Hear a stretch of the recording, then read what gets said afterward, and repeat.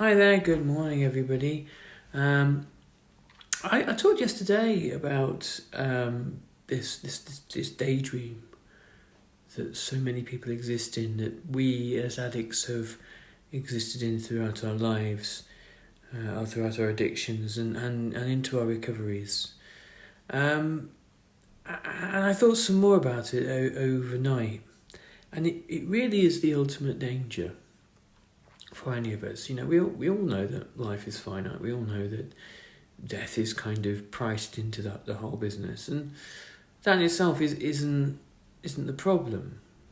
To have a beginning, middle, and end. That's not the issue. People fear death. People fear dying, and people want their lives to be as long as possible. That's understandable. But there's a more insidious danger. You might want your life to be long, to go on endlessly. But the thing that's the termite in the oak tree really is the daydream. You can have lived 90 years, 100 years, and yet maybe only really experienced half a dozen of those. You can maybe have had a short life, but a very rich and a very full one, because you were awake through it.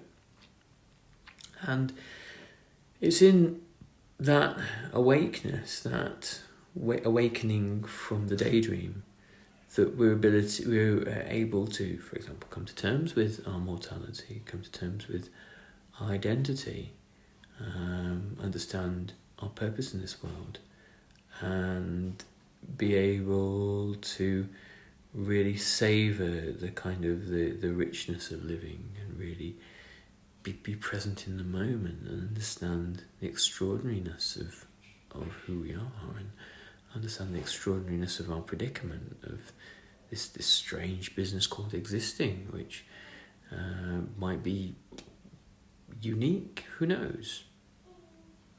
So how do we wake up from the daydream? Well, it's about recognising that we are in it, and about recognising that our thoughts are mainly in the past or the future, or that we are constantly distracted by thought, constantly be distracted by this endless chatter of kind of junk ideas, really. Most thought is not very useful.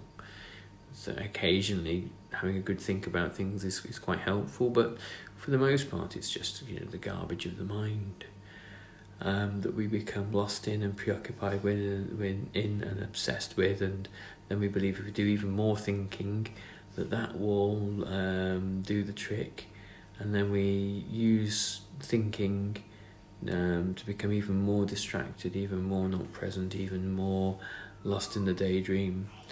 The numbers of times that I have worked with somebody who's just said, I'm close to a decision, but I think I need to think about this for a couple more years.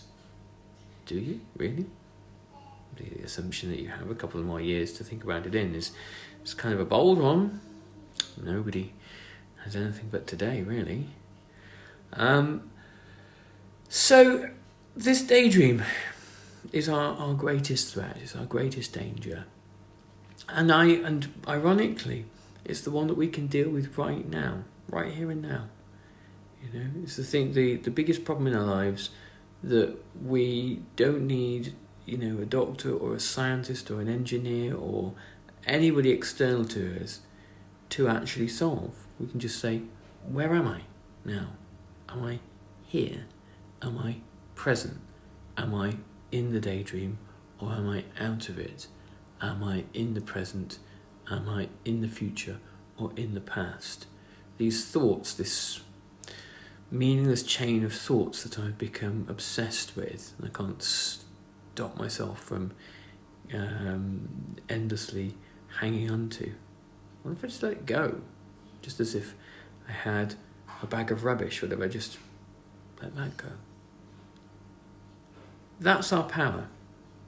That's our power, to come out of the daydream and to be right here, right now, and present. And when we're in the present, anything can happen.